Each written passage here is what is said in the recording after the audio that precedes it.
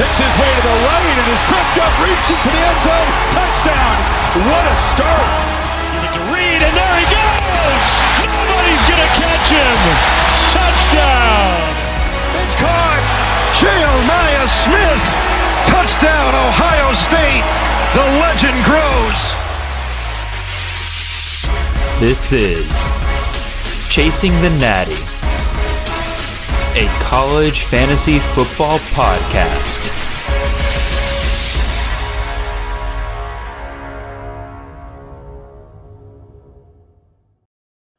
Welcome in, everyone, to a special edition of Chasing the Natty, a college fantasy football podcast. I am, as always, your host, Jared Palmgren, and we are back with what has become an annual tradition within the college fantasy space and what I, not so humbly, deem as the official kickoff to the CFF season. We are, of course, bringing you the annual, way too early CFF mock draft special. We've got some old faces and a few new ones here to provide you with a great cash course that will help you get started with your research into the 2025 CFF season.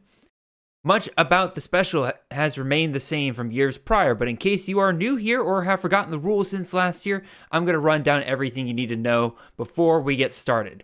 In this special, we have 14 different college fantasy analysts in 12 draft spots in this draft, and each one of them is going to come on here and talk about their teams and their experiences / lessons from this draft.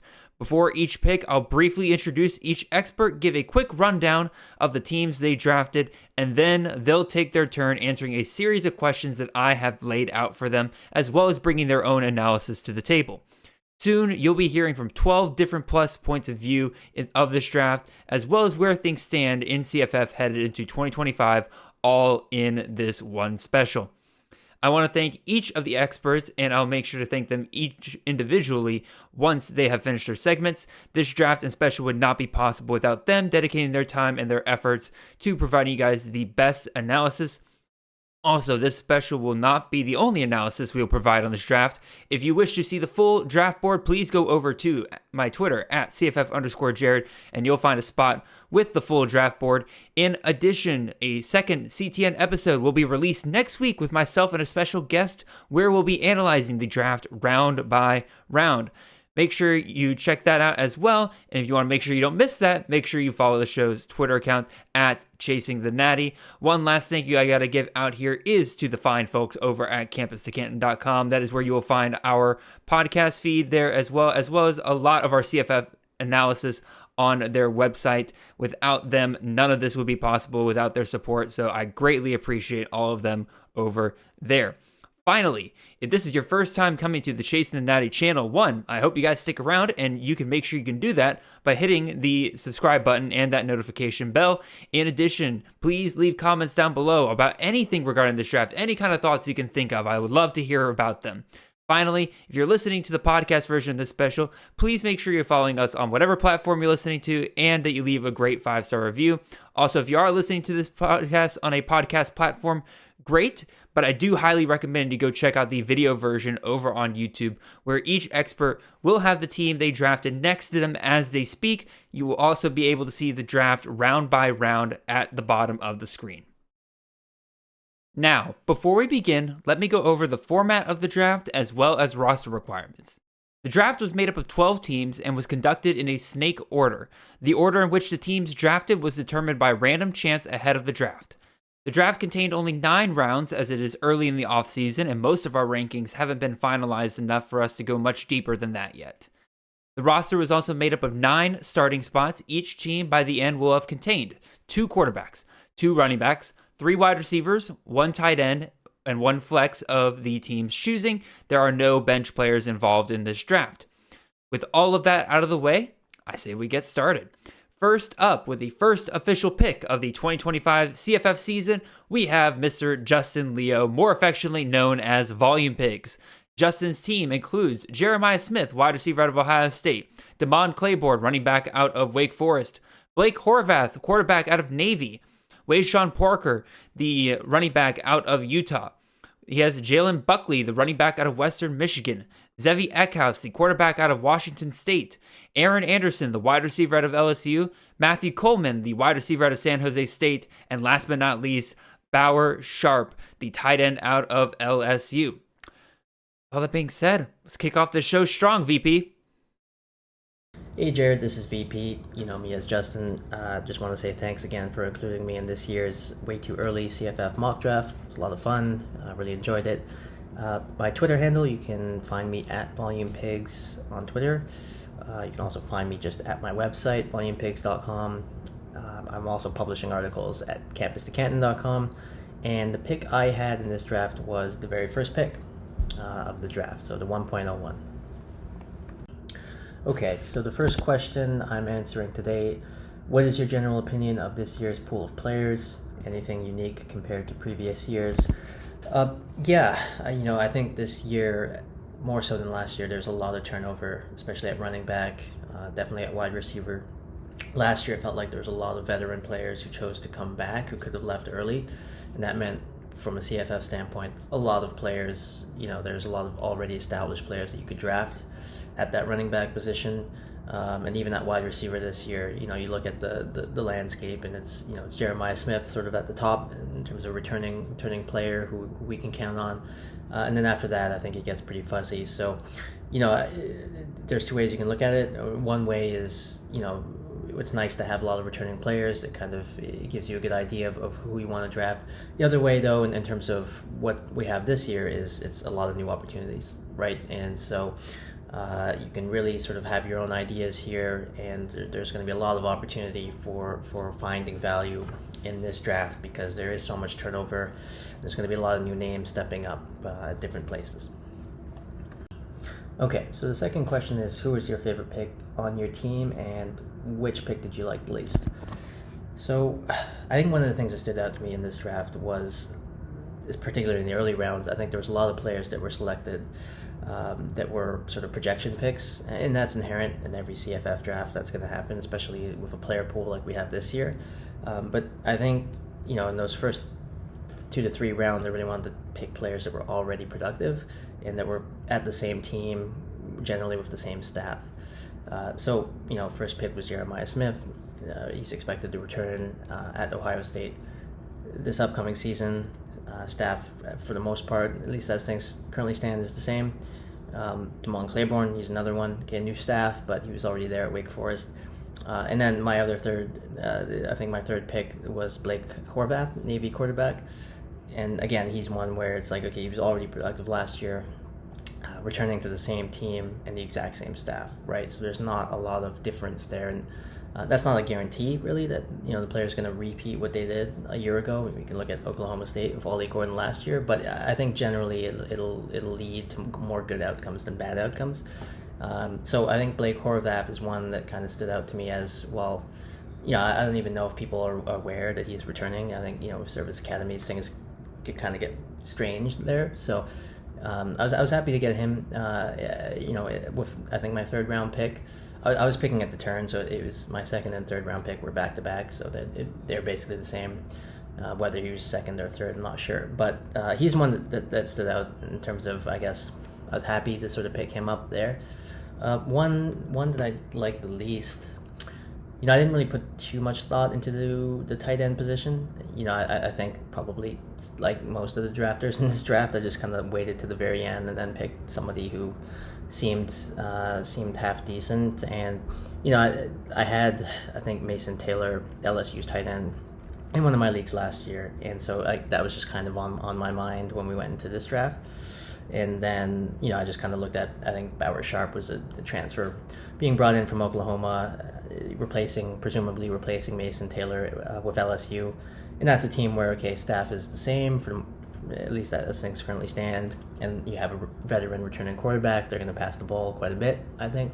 So there was reasons for why you could like Bauer Sharp at LSU this year, but I think probably if we were doing it again, maybe I'd spend a little more time thinking about the tight end position, because I think there is some good hidden gems out there. Okay, so the third question is, what is something that I would do differently if we were to do this again? There's not really something specific that comes to mind. I mean, I was pretty pleased with sort of how the draft unfolded. I did spend some time on that first overall pick in terms of assessing Jeremiah Smith versus taking a running back like Darius Taylor, for example. In fact, he was the other player I was pondering. I sort of told myself, I think if this was a real draft, I might have sort of forced myself to take a running back there. People know me, that's sort of my philosophy. But this is a way too early mock. It's sort of a different kind of draft where we're only doing 9 rounds, and I think Jeremiah Smith really sort of stands out at that wide receiver position, more so than like we would have usually in a usual typical player pool. That wide receiver position behind them gets pretty weak pretty quickly in terms of just returning players that we know for now. So I don't know. I think if I were to do it again, if we did this draft 10 times, for example, simulations, probably I probably would have taken Darius Taylor a couple times there, or some running back, probably Darius Taylor at that 1.01. Thank you very much, Justin. Joining us once again now is the duo from the G5 Hive, Luke Probasco and Justice, as they bring you wisdom from some of the deepest corners of the CFB landscape.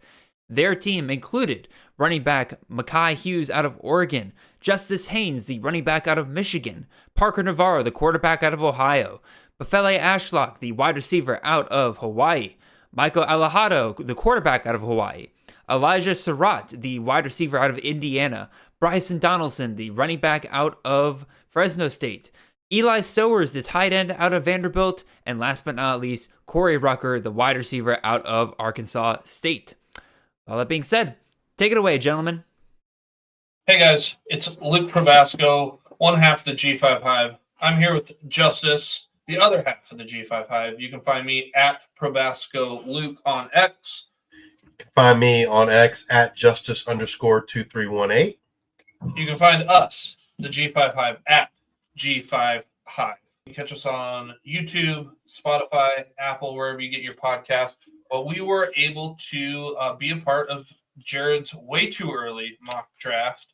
So, Justice, what is your general opinion of this year's pool of players?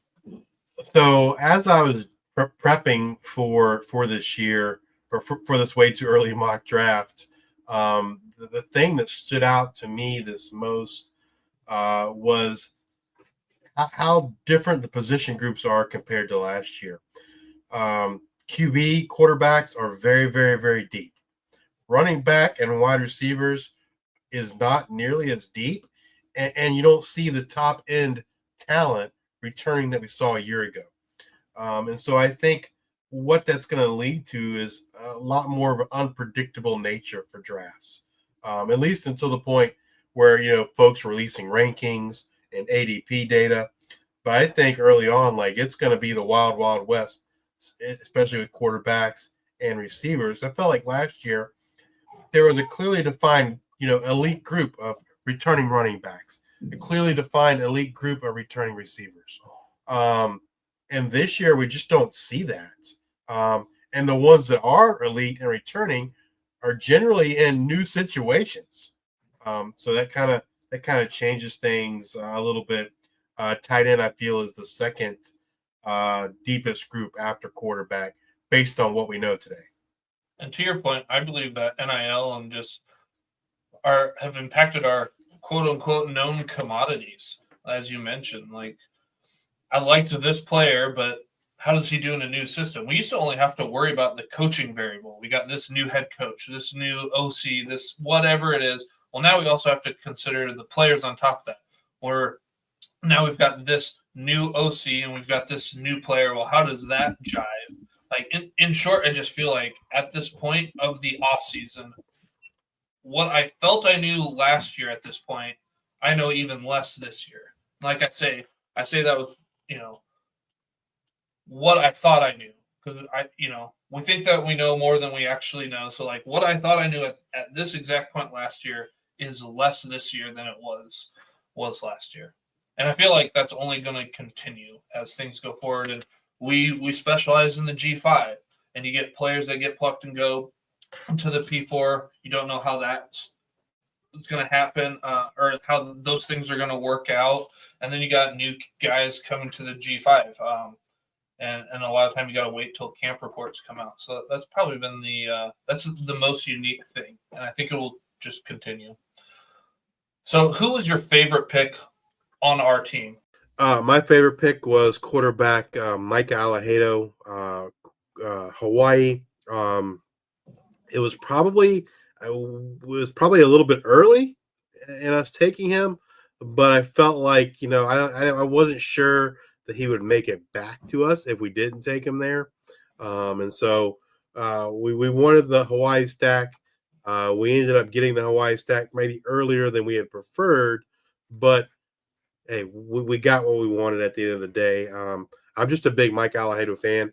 He played lights out in his one start at the end of the year, and I think folks are finally going to see this Hawaii offense ran the way it should with Coach Timmy Chang and Mike Alahado at the helm. And we had a lot of communication back and forth as to like who we wanted to take first, because that's what we were targeting. We were targeting that stack. So then it was like, okay, well, if we don't get that stack, who's the one part of that stack that we want more than the rest? And we settled on Alahado of that part, and getting that other part of the stack there with Ashlock was great. My favorite pick was Parker Navarro, just because of pretty much like what he did last year. And to my point in our previous question, is he's more of a known commodity. Less of Ohio is leaving. Yes, you lose your head coach going from Ohio to Charlotte. Right? Yep. So, like, you do lose that, but a lot of that team is sticking together, which is a big thing, and I think going to be a favorite in the MAC, or at least a top 3 team there in the MAC this next year. So he was one of my favorite picks, and because he gives you rushing upside too there with his legs. So what is something that we should do differently next time? I think if we, knowing how the draft played out, what we would have done differently is we would have taken Parker Navarro at the 211 versus the 3-2. So we took Justice Haynes at the 211. I think what we would have done is taken Parker Navarro at the 211 instead of Justice Haynes, and then probably taken Al-Jay Henderson at the 3.2. I didn't really expect Al-Jay Henderson to go quite that early. And so, I mean, I think, again, he's returning to Buffalo. He'll tear the MAC up. He came on really strong, at the end of the season. So I think if we could do something different, that's possibly what we would do. Just because he's more of a known commodity, I think, than what we know about Justice Haynes. I think Justice Haynes has if everything goes perfect, he's going to be a big time player in college fantasy football. But you just have a lot more unknowns with him than you do with, say, an Al-Jay Henderson. We were kudos to Joe Purple Rain for drafting Al-Jay that early. I didn't see that coming. Yeah, because when we were kind of planning this out, Justice Haynes, Michigan probably leans on him. And then we wanted to get Parker Navarro, and I think it was at that 4th pick we were going to take Al-Jay. Yeah. That's where, yeah. And he didn't last that long, and that was something that we did. So then we ended up kind of punting the running back position a little bit further down the line, and then that's kind of what moved up that Hawaii stack.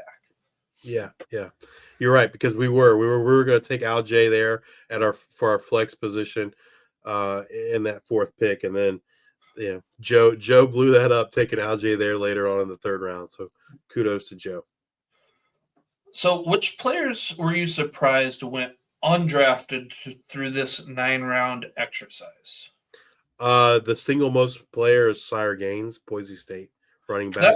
Malik Sherrod went, which surprised me, because if I'm going to take one, I'm taking Sire Gaines. Yep, and I've heard there's been a lot of different talk about, like, hey, we probably want a Boise State running back. They've had a lot of success, but who's the guy to own? I know I'm under the impression that it is Sire Gaines. So it was very interesting to see as we kind of move into this next question of which players do you expect to rise or fall in drafts this year as the year goes on. I think big faller is going to be Malik Sherrod, because in this one Malik Sherrod goes in the 5th round, I don't think he is the guy to own there. He had some issues with some explosive plays there at Fresno State. I know he only played 4 games or so, but I think it is Cyrus Gaines' room there in Boise, and I think Malik Sherrod will fall, I guess, in drafts. So what draft strategy do you think is best for this year? I think you're going to take running back early. You're going to wait on tight ends and quarterbacks, and then just get your guys at wide receiver. And I think we would have waited even longer, I think, for tight end, but because of the constraints of the draft, you had to take some. You had to take one in the first 9 rounds anyway.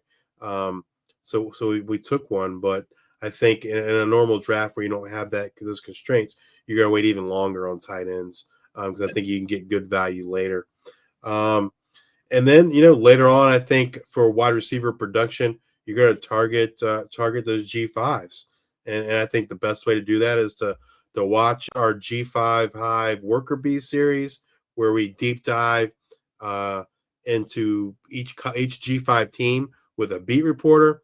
And those guys, that's how you're going to find out who's the next Devin Dampier, Mario Anderson, or Luke Weissong. Who's the next one of those guys that's going to step up and help you in your drafts as we break down those teams with the beat reporters. We'll be starting in March, I guess, with Hawaii, going all the way through August. So, yeah. So, Jared, thank you for inviting us back again for our second go-around of the way too early mock draft. We appreciate it. It's always fun to be a part of this and be a part of the whole CFF college football landscape with all these other content creators and seeing what other people's thoughts are. Thank you, guys. Coming up next is Mike Bainbridge, one half of the duo running the juggernaut known as the CFF site. Mike's team includes quarterback Arch Manning out of Texas, running back Nick Singleton out of Penn State, running back Caden Durham, the running back out of LSU. He also has Carnell Tate, the wide receiver out of Ohio State, running back Telly Johnson out of Northern Illinois, Easton Messer and Caleb Veltkamp, the wide receiver and quarterback out of Florida Atlantic. He also has Chris Hilton, the wide receiver out of LSU, and he finishes up his team with Mr. John Michael Gillenborg, the tight end out of Wyoming. It's your moment in the sun, Mike. What kind of analysis did you see? What's up, everybody? Mike Bainbridge here from the CFF site. You can find me on Twitter at mbainbridgecff. Thank you again to Jared Palmgren for the invite and having us for what is now this annual event in CFF with the way too early mock draft in 2025. So happy to be here. And I had the 1-3 pick. And then so Jared set out some questions for us to answer about this way too early mock draft. First one being general opinion of this year's player pool and anything unique compared to previous years. General opinion as of February with the player pool is that it looks probably similar to how it has in February in years past, right? Quarterbacks are settled at most schools, so that position again looks particularly deep heading into this year, whereas maybe the running backs and wide receivers look a little bit shallow. But I think that's due to some of the position battles are obviously still ongoing or yet to be determined and it will be as we get into the spring and summer months, and then probably just look how it is every single year. So I do think the one position that looks particularly shallow is tight ends, and we'll get into that with some of the other questions here in this podcast. Let's see here. Favorite pick on your team and who did you like the least?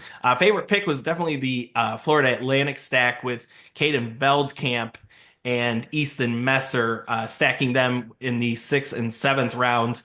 FAU hired Zach Kitley, the former offensive coordinator of Texas Tech. But I think that offense at FAU is going to look how it did when Kitley was back at Houston Baptist.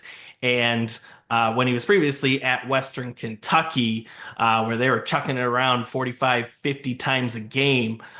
He doesn't have Taj Brooks in the backfield like he did in previous years. I think the combined career carry total for the FAU running backs right now is like 45 rushing attempts. So the guys that FAU brought in the transfer portal are definitely at quarterback, obviously with Velkamp, and then they brought in a host of receivers. And I kind of like the connection already that Velkamp and Easton Messer have both coming over from Western Kentucky. So I think those guys will probably obviously be drafted in this range in your CFF drafts and may be going even higher as we go on through the off season. Least favorite pick, probably Carnell Tate with the 10th pick in the 4th round. I think one just being he's from Ohio State, go blue, obviously. So I am already despising drafting any Buckeyes. But I just don't know how much upside that he'll present as obviously the Robin to Jeremiah Smith's Batman in that Ohio State wide receiver room. I think I drafted him before he recommitted to Ohio State. I was seeing rumors maybe he lands at Texas where his value would have skyrocketed, or potentially even Oregon. But he recommitted to the Buckeyes. So he'll be a solid contributor, but I'm not sure he's worth the 10th pick in the 4th round. I think he'll fall a little bit later as we get into some of these spring and summer drafts. What's something you do differently next time? The 1-3 pick of Arch Manning, I didn't love it.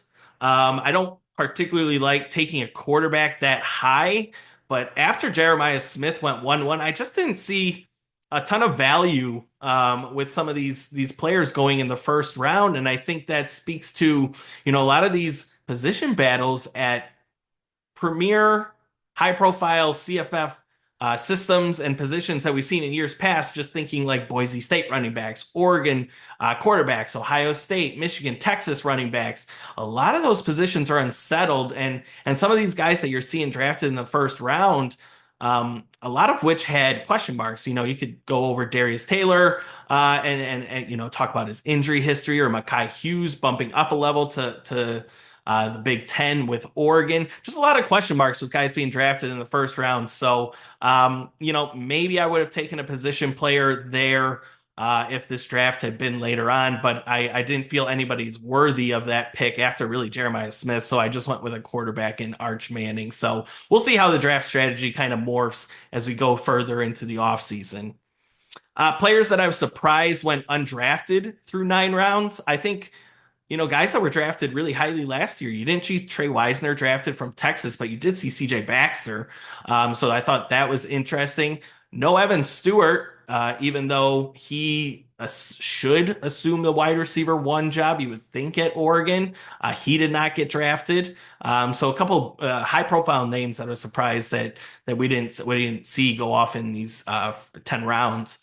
At quarterback, I thought Josh Hoover deserved to be drafted. He finished a QB 32 last year, but this is 5-point passing TDs, and this is an air raid offense with TCU here. Unsettled running back position, so I think they might chuck it around with Hoover and some of those talented receivers. So, I was surprised that, I see Carson Beck getting drafted, DJ Lagway getting drafted, and I would have taken Josh Hoover over some of those guys. So I was surprised he didn't go in these first 10 rounds.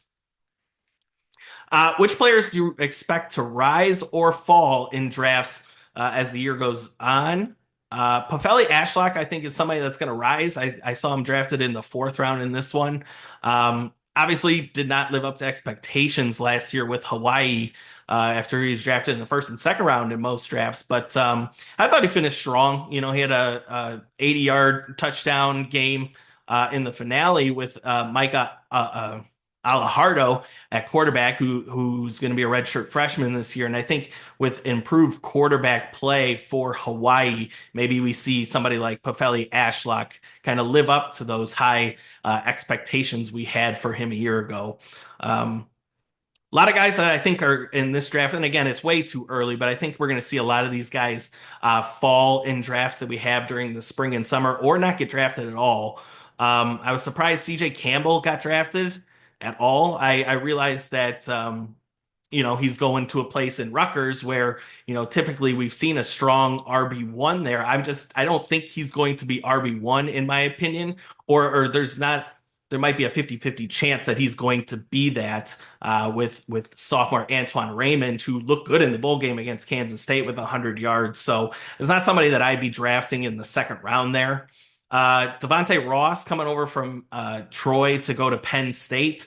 We saw a game where Penn State didn't complete a pass to a wide receiver this year. So I don't, it's obviously going to change this year with Penn State going all in with everybody coming back. But yeah, I wouldn't be drafting a Penn State receiver or Devontae Ross bumping up a level, expecting that he produces those numbers from a year ago. And then lastly, I was surprised that any Ohio State running backs were drafted, and both CJ Donaldson and James Peoples were drafted. I think, we saw last year with Travion Henderson and Quinshon Judkins that neither of them was consistent or all that fantasy relevant a lot of the time last year. And I think this is a significant talent downgrade now to James Peoples and CJ Donaldson. So, the Ohio State's obviously going to produce points because it is Ohio State. But yeah, I don't know that I'd be drafting any of those two running backs within the first 5 rounds of drafts this year. So I think those guys might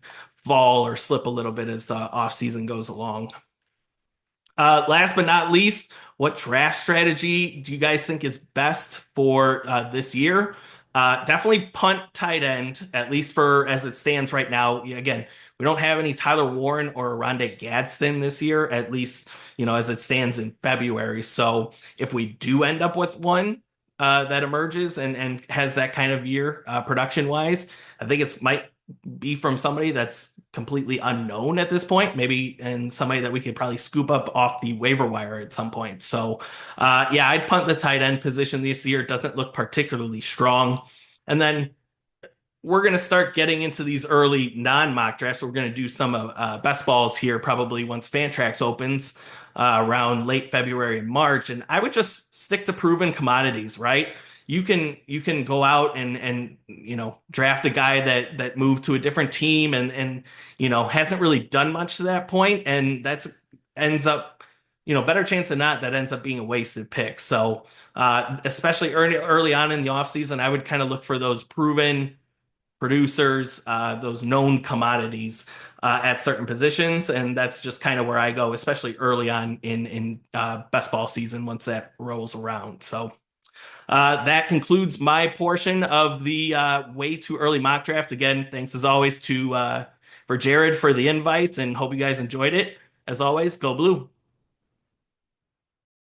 Thank you so much, Mike. Up next is the man that has revitalized the CFF focus over at Fantasy Points, Mr. Josh Chevalier. Josh's team includes Mr. Darius Taylor, the running back out of Minnesota, Damon Williams, the quarterback out of Washington, Emmett Mosley, the wide receiver out of Stanford, Quentin Joyner, the running back over at Texas Tech, Colton Joseph, the quarterback out of Old Dominion, Dejon Stribling, the wide receiver out of Ole Miss, TJ Moore, the wide receiver out of Clemson, Kenyon Sadiq, the tight end / athlete out of Oregon, and then last but not least, Cedric Baxter, the running back out of Texas. With all that being said, what have you got for us, Josh? Hey, Jared. Thanks for having me on, man. Hey, for those of you guys that don't know me, my name is Josh Chevalier. I am a college football contributor over at Fantasy Points. You can find my work at CFF Guys on X as well. I had the 4th pick in this draft. I didn't luck into the first one per usual, but I'm sure Jared mixed it up a few times, so I didn't get it. But hey, I picked out of the 4th slot. I thought it was a great slot to pick out of. I'll talk more about that here in a minute. But Jared has a few questions here that he wants us to answer. The first one is, what is our general opinion on this year's pool of players? And is there anything unique to previous years? The deeper we get into the transfer portal era, I think the more each year is going to come out with a little bit of uncertainty and a little bit of convolution. And I think this year's no different. QB is absolutely solid. You're going to see a lot of starters, I think, down the list. But every other position has a lot of changes and a lot of turnover. And so it's hard to predict, particularly at positions like tight end or wide receiver that already have a bit of variance to them. And so I think you're going to see rankings and drafts that are all over the place from the ADP perspective this year. And I think that's fun. I mean, you'll have analysts that are really going to come down and have their guys, and hopefully people that are drafting are going to have their guys that they're going to really like and have hills that they're going to die on. And that'll be really fun. I know even this last draft, I think a third of the guys that I had ranked at each position were not picked. And so there's just a lot of variance. And I just ranked like the top 36 guys at running back and wide receiver, and then top 24 at quarterback. So I wasn't going very deep in my rankings for this. So I think there's going to be a lot of variance this year, and I think that's really, really exciting.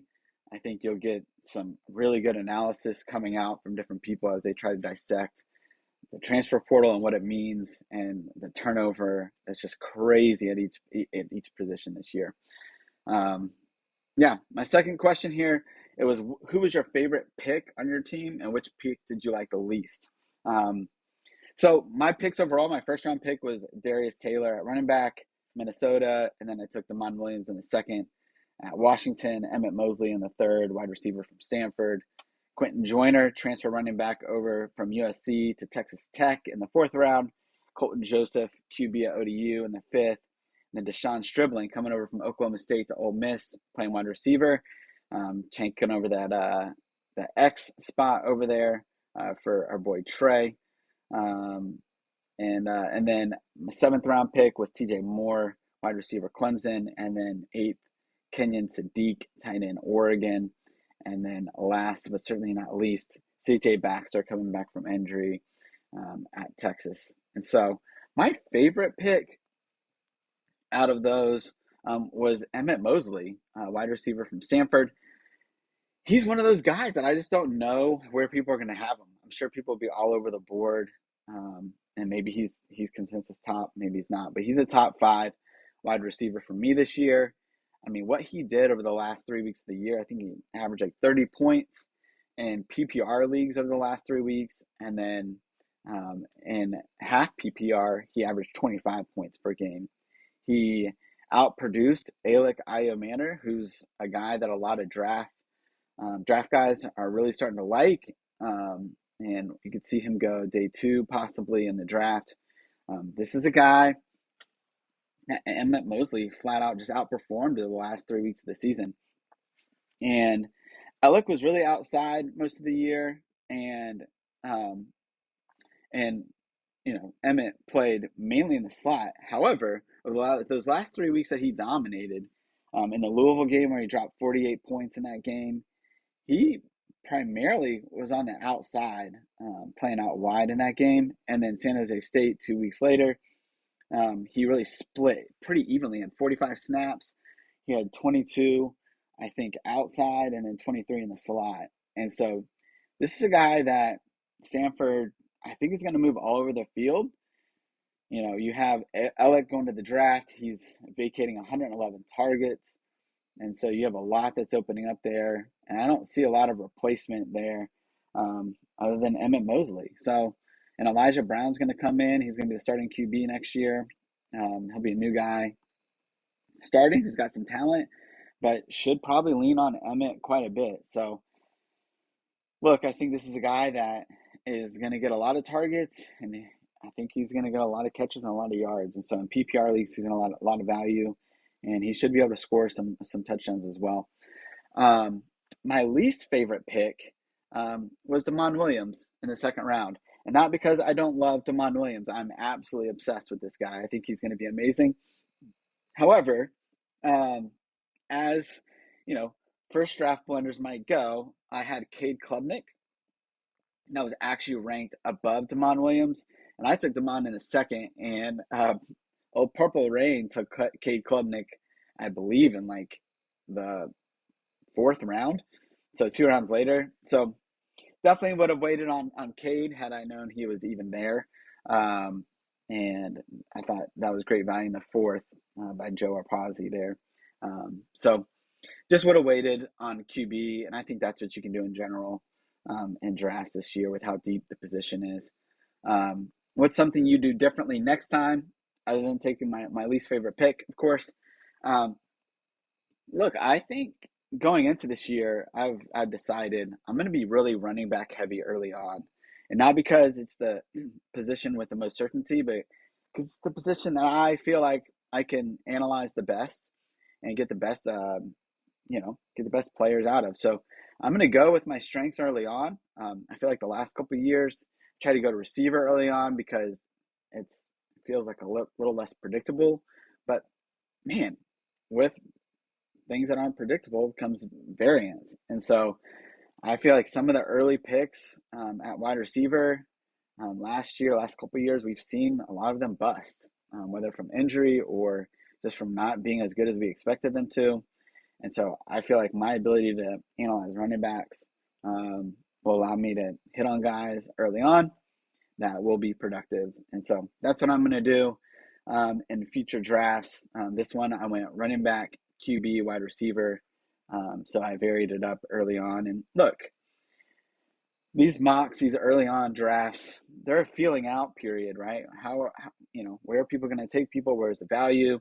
I compare it to like the first round or first couple rounds of a heavyweight title fight, right? You're just trying to get to know your opponents and to see what they're going to do and then figure out your strategy from there. So I think coming out of this, like I said, I'm going to be more running back heavy personally, although I don't know if that's the best strategy for everybody. We'll figure that out as we have more drafts. Few quick shout outs on people that I really liked, picks that they had in this draft that stuck out to me. CFF list is Jeremy and those guys. I thought they had a great pick in the 4th round with Ahmad Hardy. I think Ahmad Hardy is going to be great this year. John Laub, he got Cam Coleman in the 4th, and I thought that was an amazing value. I think Cam Coleman's another one that I think whoever the quarterback is, Jackson Arnold probably. Cam Coleman was wide open on a lot of his touchdowns this year, deep, and so that's not hard to hit a wide open target. And so Cam Coleman, I think, is going to be unbelievable. Great value there in the 4th round. And then the last one I already shouted out, but Joe Arpasi, Purple Rain, he had Cade Klubnik in the 4th, and I clearly thought that was great value considering I had him ranked higher than Damon, and I took Damon in the 2nd. So, look, this year I felt like this draft, the 4th round, was great value. I thought a lot of people hit on some really good picks, guys that I would have liked as well there. And so, shout out, man, this is a great group of guys that did this draft. Jared, thank you for having us, and thank you for having me.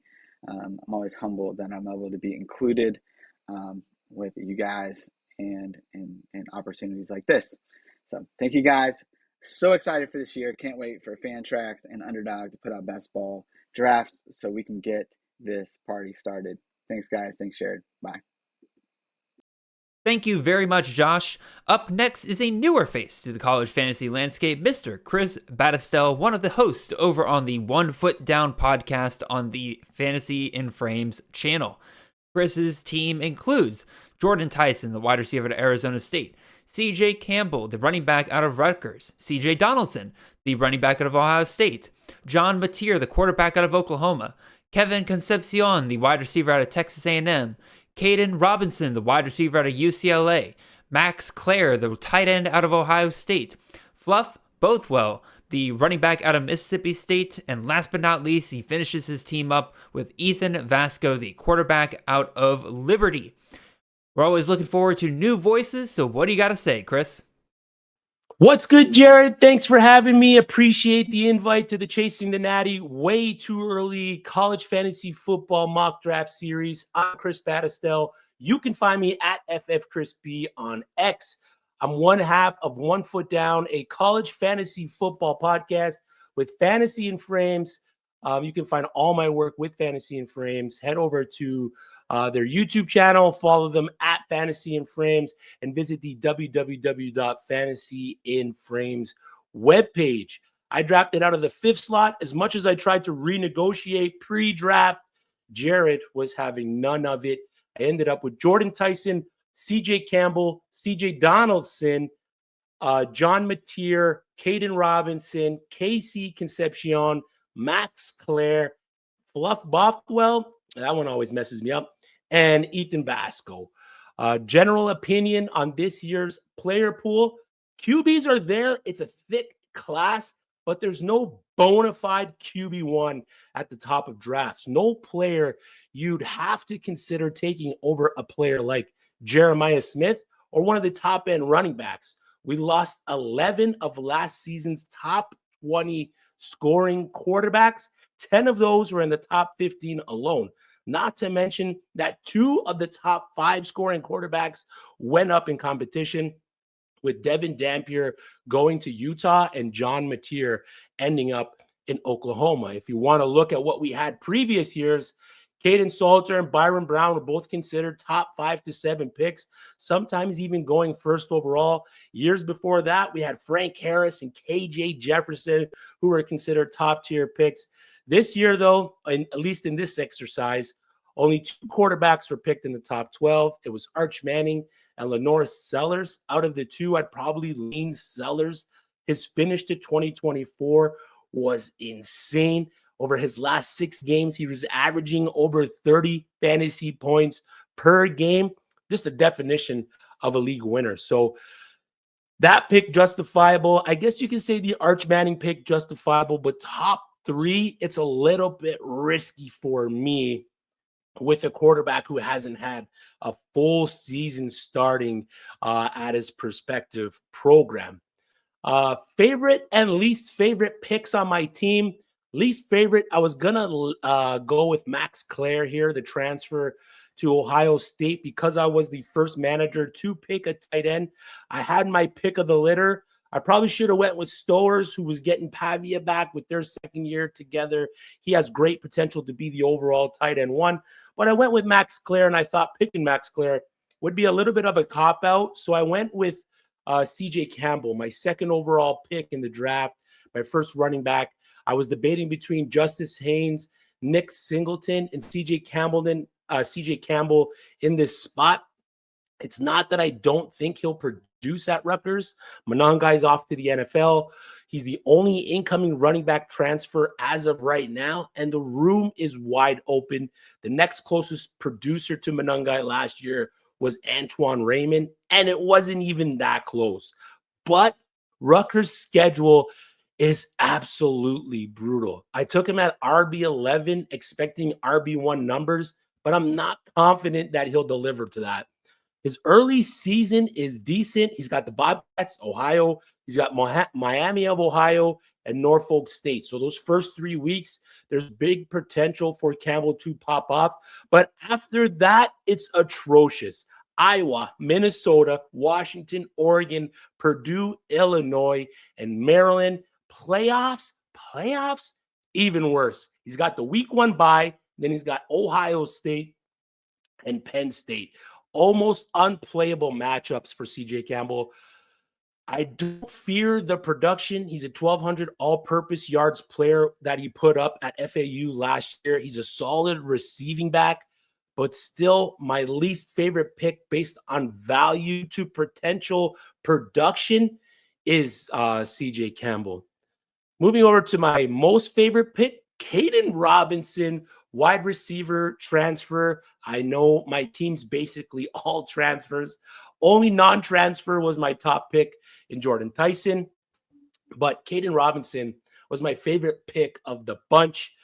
Transfer from App State to UCLA. He's also getting his quarterback from App State, Joey Aguilar, going with him to UCLA as well. With Aguilar last season, Robinson averaged 13.76 fantasy points per game. He got a little bit of a bump over his last 5. And in 5 games last year, he hit double-digit targets. I drafted him as wide receiver 26, as my overall wide receiver 3, in a room rounding out Jordan Tyson and Casey Concepcion, of course, another transfer, who's now with Texas A&M. I was chasing high potential targets with my wide receiver picks, and Robinson, he could see that at UCLA. I'm projecting him to see that at UCLA, but with my wide receiver 3 in that Tino Sunseri system that he's bringing over from Indiana, that aggressive downfield offense, I think it's a perfect fit for Robinson and Aguilar, and he could give me a lot of boom weeks. So I'm expecting big things from a player who maybe didn't have a lot of touchdowns last year. I think he only had 2 compared to the year before, where he had 8 or 10. But if we can combine everything in this offense with Joey Aguilar, his downfield ability as my wide receiver 3, absolutely love the pick. What's something that I would do different next time? I know it's the new way of the NCAA, but I'd probably avoid investing in transfers early in the draft. I'd keep those top picks for safer, more consistent players in their programs, and I would assume less risk at the top and try to stick with some reliability. Save the gambles for the middle to the end of my drafts. This draft, 8 of my 9 picks were transfers, so it could really go either way for me. No matter how much I like to talk myself into these players in their new roles on their new teams, the risk is still very, very high. But like I mentioned, it's the new NCAA, and eventually everyone's going to be a transfer. So I wanted to hit you all with just one more answer to one of Jared's bonus questions here, and that is, what draft strategy do you think best fits for the year? And that is, be ready to draft running backs. 24 of the top 50, 14 of the top 25 picks in this draft were running backs. I'm sure roster construction and the amount of rounds that we had in this exercise would kind of dictate what was going to happen in this draft. But just looking at it, it's going to be running back heavy very, very early in your drafts heading into the season. So you're going to want to invest early and often. But that's it. Thanks, Jared. Thanks for having me. I, again, am Chris Battistel from 1 Foot Down and Fantasy and Frames. Appreciate everything you do, Jared. We'll see you next time. Toodle. Glad we could include you this year, Chris. Next up is a duo that loves to keep their stats and notes for CFF in nice, neat charts, and that is Mr. Jeremy Miller and William Barnett over at CFF List. These guys' team includes Bryson Washington, the running back out of Baylor, Antonio Williams, the wide receiver out of Clemson, Eric Rivers, the wide receiver out of Georgia Tech, Ahmad Hardy, the running back out of Mizzou, Devontae Ross, the wide receiver out of Penn State, Haynes King, quarterback out of Georgia Tech, Brennan Sorsby, the quarterback out of Cincinnati, Tanner Koziol, the tight end out of Wisconsin, and last but not least, Ted Hurst, the wide receiver out of Georgia State. Gentlemen, the floor is yours. Right. Hello, everybody. You've got your duo from CFF Lists. I'm Jay Mill. I got my partner, Willie B, as usual. Going to make this quick and not be as wordy as we normally are, because Jared wants us to be tight and concise. So how you doing, Willie? How you feel about our draft? Oh, man, doing good. I love it. Love it. All right. Yeah, glad to be out of our little hibernation period. But we're going to jump right in. I know Jared had some questions he wanted us to get answered. First and foremost, we'll talk about the player pool that's going to be available in 2025. Willie B and I seem to be in agreement here. Because the numbers don't lie. There's quarterbacks aplenty for 2025. 14 of your top 25 are back based on their points per game finish in 2024. And that also includes 33 of the top 50. So we decided we could wait on quarterback.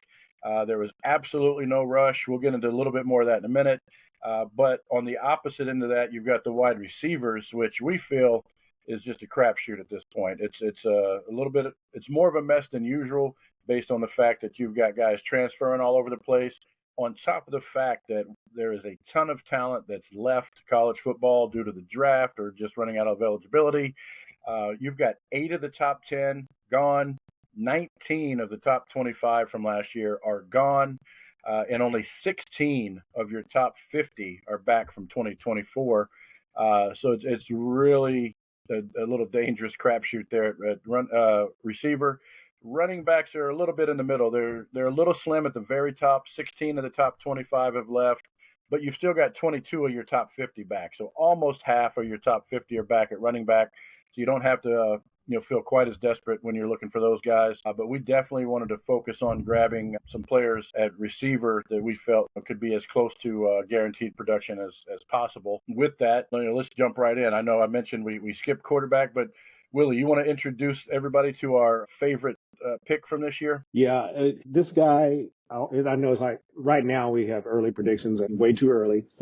But he is our consensus number one, and that's the Bryson Washington from Baylor. Yep. And the reason we like Bryson Washington is, one, we wanted players at receiver and running back that didn't switch teams as far as our first picks went. We wanted guys that were going to be in the same system they were in last year. We feel like, we got guys whose roles will only increase. With him being a freshman last year, going into the season, not even being mentioned as part of a committee, but coming out as a guy who was a committee buster.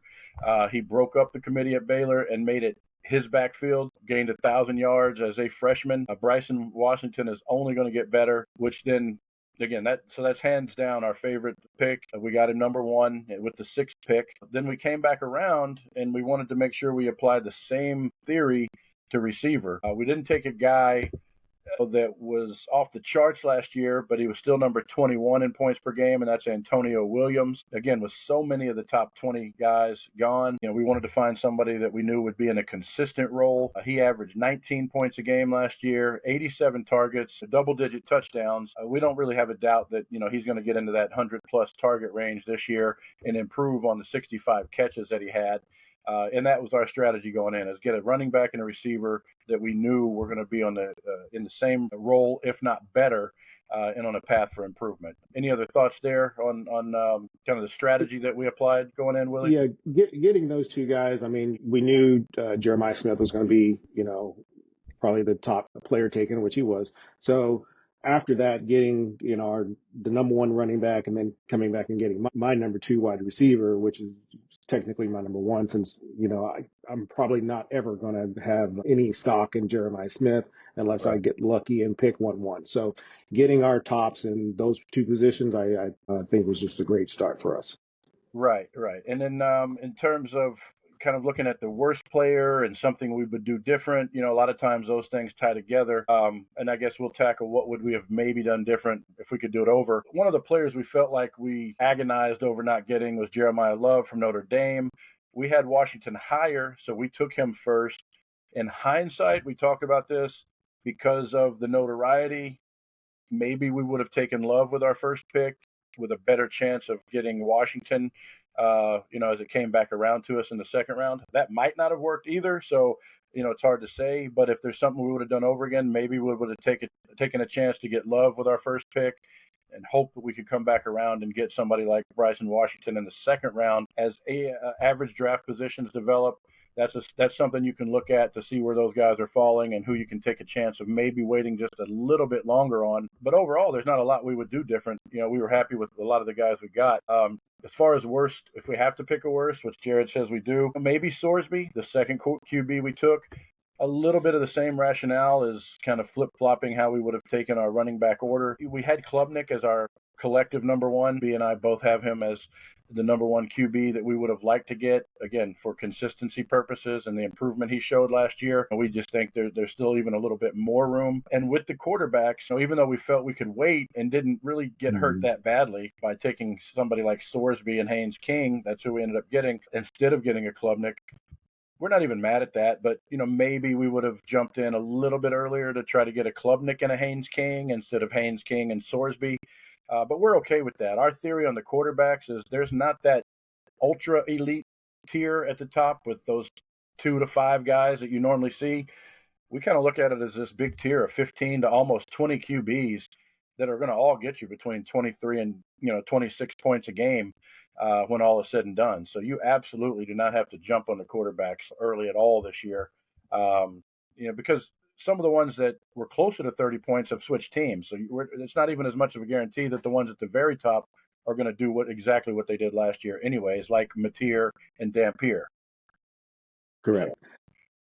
All right, to wrap this thing up, Willie, let's get into a few of the players that we were surprised when undrafted. I know we went over this once the draft was ended. I thought, Giovanni Lopez, who's been pretty consistent the last couple of years at Southern Alabama, going undrafted was a little bit of surprise. You did see some guys in this draft take some chances and pick up guys that they think are going to be the replacements for quarterbacks who had some success. But I like the sure shot guys, and Lopez, having had 2 good seasons now under his belt, should be able to get his 20 points, fairly easily again this year. You got Hoover at TCU, who finished 20th. And then at running back, you got guys like Connors, who's now at Houston, Mahdi at Arizona, Faison at South Carolina. We were a little surprised none of them got taken. But when you look at the fact that the reason why is they're stepping up in competition, it makes a little bit of sense. But we think all 3 of those guys could end up being the starters, even at that higher level that they've transferred into. Now, what about the tight end, Willie? You mentioned the tight end we were surprised to wrap this thing up that remained.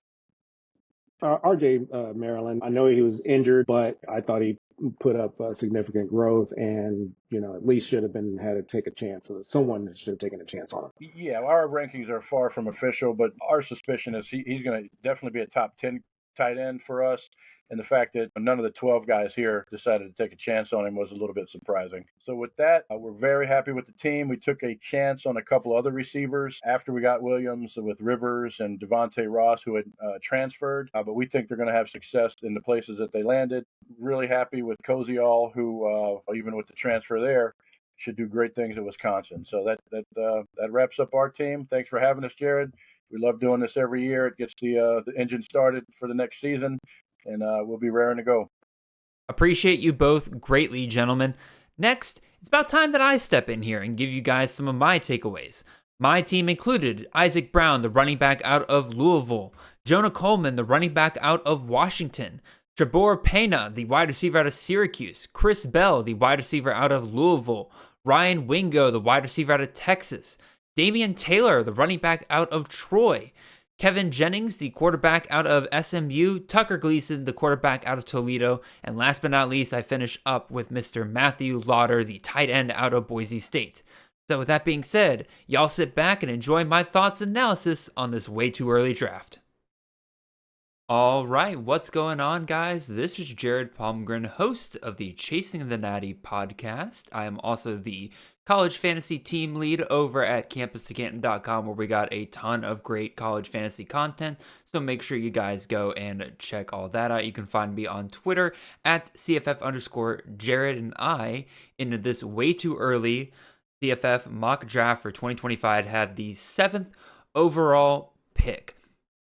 And so, yeah, it's really early on in the offseason here, and I'm just going to be straight honest with you guys. I was not fully prepared for this draft, which it sounds crazy because I was hosting it, but because I was hosting it and because of some other things going on in my life, like the fact that I just bought a house, I just did not have the time like I normally did early on in this offseason to prepare to the way that I did. So I'll be straight honest with you guys. I did not particularly love my team coming out of this draft, and I'll definitely kind of get into some of that as we go on in this segment of this special here. But as others have pointed out, I have a series of questions here that I've given to everybody else, so it is only fair that I answer these questions myself. So the first one here, my general opinion on this year's pool of players, anything unique compared to previous years. As many others I'm sure I've kind of talked about, this QB class feels very, very stacked for 2025, but it's also kind of paradoxical in a way, right? Like, I think it's one of the strongest we've ever had in this point in the offseason, just kind of top to bottom. Like, a lot of the quarterbacks that go late in this draft, and even some of the ones that didn't go in this draft, feel like really, really good guys. But it also doesn't really have any of those real high-end guys we've been accustomed to the last couple of years. Think about, the series of Lincoln Riley quarterbacks we had, guys like Malik Willis, guys like Kaden Salter last year. The guys have, were just coming off these really incredible years, and it felt like it was just a matter of time for them to just repeat what they did last year. But when you look at the top 12 quarterbacks from last year, only one returns to their original team, and that guy didn't even really go off into the 4th round. So again, it's just a lot of not uncertainty, because there's a lot of guys that feel very safe at the quarterback position, right? But there's nobody that's crystal clear guys that are ready to just be clear top 5 guys on the year. And even then, that didn't really work out for us last year with, guys like Kaden Salter, Byron Brown going in the first round. And maybe that's kind of scaring people off a little bit this year with trying to project guys going in the first round. Not that we didn't have quarterbacks go in the first round. Obviously, Arch Manning and Lenora Sellers both went off in the first round, but definitely a strong year for quarterback because once you get outside those top 12 quarterbacks from last year, right? Yeah, only one of them returns to their original team. The rest have either transferred or moved on. Then you get to the next year. Between quarterback 15 and quarterback 50, 24 out of the 35 in that range return to their original teams. That second tier of quarterbacks is absolutely stacked. It's why I was so okay with taking quarterbacks late just to kind of see who would fall to me in the last few rounds. And spoiler alert, there are guys that I have in my top 10 QB rankings that went undrafted. Granted, I probably should have drafted them, but like I said, I wasn't fully prepared for this draft, and that would be definitely something I'd do differently next time is some of the quarterbacks that I chose late in this draft. Not that I didn't like them, and I'll get to that in a second, but there are even better guys that were available in my opinion. So one last thought I had on the player pool. Running backs kind of stand out as a position that I think you're going to have to target early. Almost half the picks in the first 4 rounds were running backs. Not a lot of returning production. In fact, only 3 of the top 24 running backs from last year in total points returned to their previous schools. So I think drafters seem to be prioritizing those few quarterbacks that are seen as known commodities while taking their chances at more volatile positions like wide receiver, tight end later in the draft. So who was my favorite pick on my team and which pick did I like the least? Start with my favorite pick. As I mentioned, I wasn't really a huge fan of my team overall. But one thing that I did like, and it's, again, less so about the actual players and more about the kind of players that you can get in the 7th and 8th round, but I really liked the quarterbacks I was able to get late in this draft. Kevin Jennings and Tucker Gleason, they were QB 29 and 36 in CFF last year in total points. Both of them were top 24 quarterbacks in the second half of the season. They're dual threat guys. They have extensive starts in their respective systems that they're in right now. They both play in great conferences for CFF purposes. Like, I don't know if I will really be taking a quarterback earlier than like the 6th round this year, just because there's so many great guys that are falling. Again, maybe things shift. Maybe some of my favorite guys end up being pushed up. Who knows? It's one mock. It's one draft on the year. But as of right now, I really like the quarterbacks you can get late right now. And then my least favorite pick is Damian Taylor in the 6th round. I actually really do like Taylor going into this year. I do think I'm probably going to be higher on him than a lot of other people, but he had a really nice year last year. He ran for 1,000 yards on just 173 carries. Troy loses their RB2 in Gerald Green to eligibility, so that opens up the opportunity for up to 111 more touches for Gerald Green. Not that I expect him to really get that, but we even saw last year with Taylor, right? He had to earn the trust of the new staff. He went from 11.3 touches per game in his first 6 games to 17.5 touches per game in his last 6 games. If he gets that second half workload again this season, that's 210 touches for him just locked in for the year, and that's a very good value. So you might be wondering, like, why am I upset about that? Well, problem is, I didn't really see anybody else aiming for Taylor or having him on their radar in that range. One, I think a lot of people already took the running backs at that point. And 2, if I'm being honest, I kind of panic picked him, and because I did that, I missed out on some really good players at other positions on that turn. Guys like Elijah Surratt, Zevi Eckhouse, Caden Veltkamp, Easton Messer. I would have felt way better personally if I was able to grab one of those guys in like the 6th round and then probably wait to get Taylor in that round 7 range. Something I do differently next time. One, I already kind of talked about like switching out some of these quarterback picks. Again, I'll get to some of those guys that went undrafted here in a second. But the thing that really stood out to me is I think, and this will be entirely based on how tight end values change once there aren't roster restrictions that force us to take one before the 9th round. I'm curious to see how further down some of these guys that were taken in like the 8th, 9th round of this draft go once, you're allowed to make that pick later. But I do think I'm going to end up becoming a bit more aggressive at tight end moving forward. I got Matt Lauder in the 9th round, the tight end of Boise State. He was tight end 16 in last year's pool. I'm happy with that. I think that's a good floor, but I do feel better, I think, going after a guy like, Eli Stowers, Justin Jolie, Joe Royer, guys who have a very legitimate opportunity to be the clear number 1 receiving option on their team. Again, we'll see how their values shake up in the future, but I think I'll be more aggressive about trying to get one of those guys in the future. So I kind of teased this already. Which players am I surprised went undrafted through 9 rounds? I got 3 quarterbacks here that I was shocked did not come off the board. It really shows how deep the quarterback class is this year. Jaden Mayava, Lincoln Riley quarterback, going undrafted through 9 rounds. Guy was on fire to end of the year. I don't even think Miller Moss really got this treatment last year. So I'm shocked that Lincoln Riley's quarterback went undrafted through 9 rounds. Bryson Barnes, a guy that's flying under the radar right now, but quarterback at Utah State with extensive starting experience. Getting inserted into Bronco Mendenhall's system, which just got done making Devin Dampier QB2 overall just last year in the same conference. I'm shocked that he didn't get, somebody didn't take a flyer on him. And then last but not least, Thomas Castellanos, a dual threat quarterback in a Gus Malzahn system, going undrafted through 9 rounds, playing in the ACC. I have a feeling that's not going to last very long. I think he'll be rising up some draft boards there.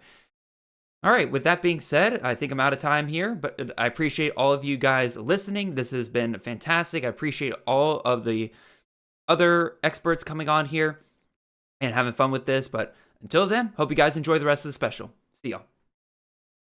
Hope you guys enjoyed that. Up next is the godfather of college fantasy, the gridiron scholar himself, Mr. John Laub. John has decades of CFF wisdom to draw from with his drafts, so you'll always want to hear what he has to say.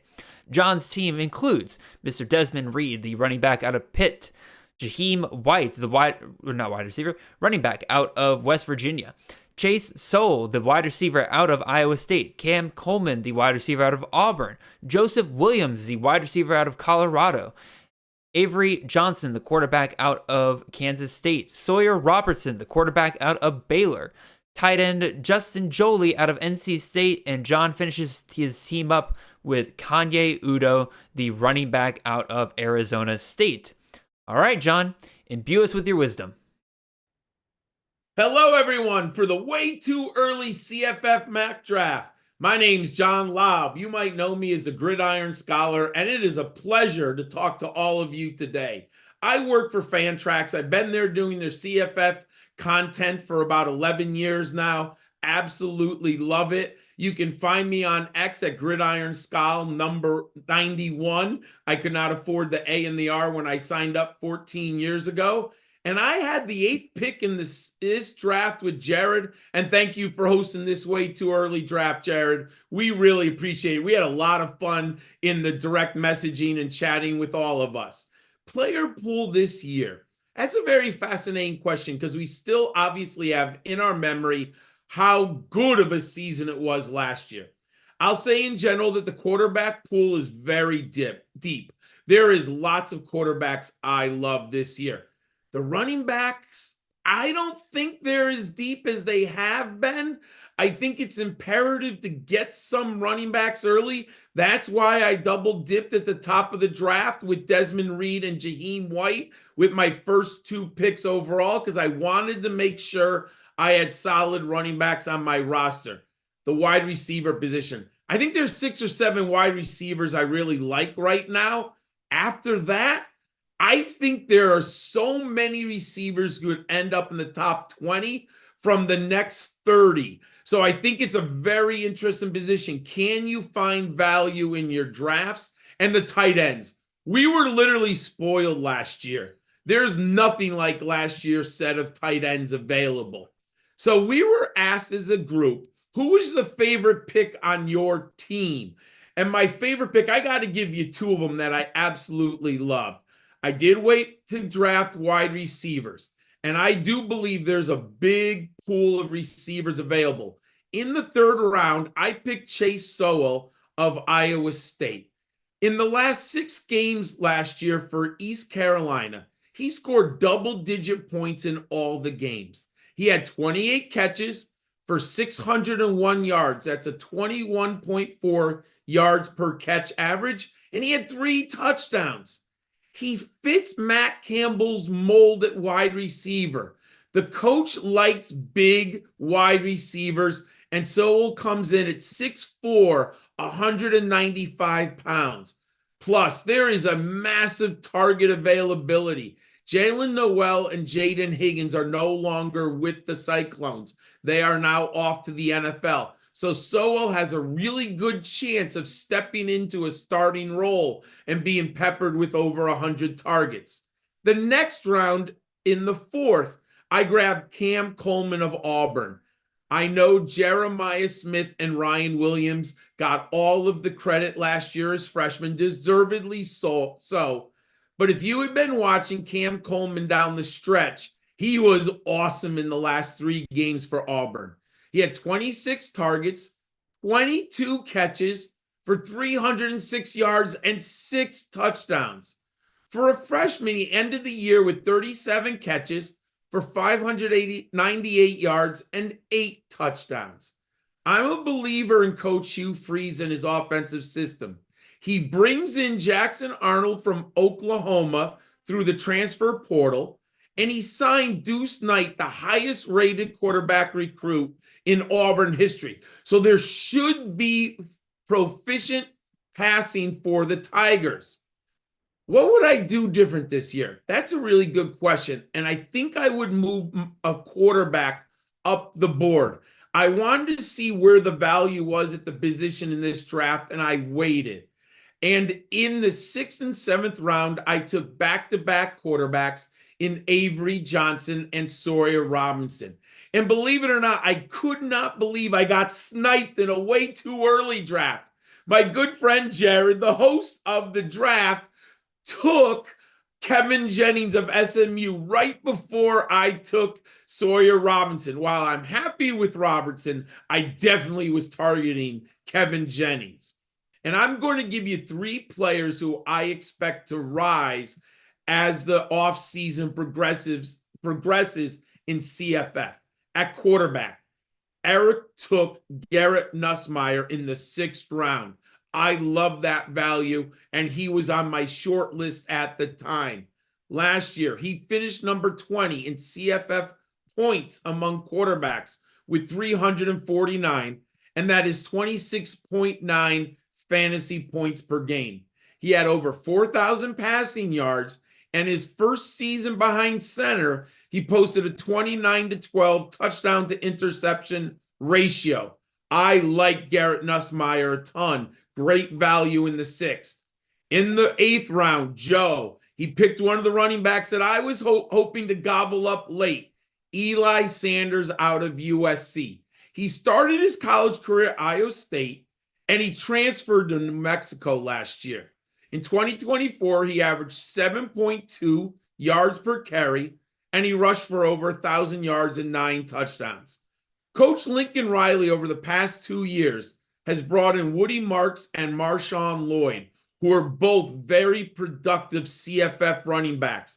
I think Eli Sanders moves up the draft boards. Great pick by Joe. And Josh, he destroyed me in the 7th round when he took TJ Moore of Clemson, the wide receiver. Oh, man, do I like Cade Klubnik. He posted a 36-6 touchdown to interception ratio. He was spectacular last year.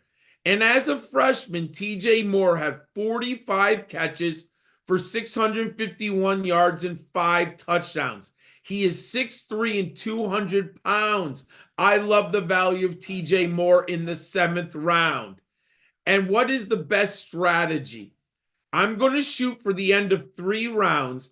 I'd like to have 2 running backs and 1 wide receiver on my roster. Of course, I'm going to have to follow value in those 3 rounds, see where there is better value at wide receiver or running back. This time I took 2 running backs to open the draft. I would not be opposed to taking a running back and wide receiver and following it up with the running back in the 3rd round.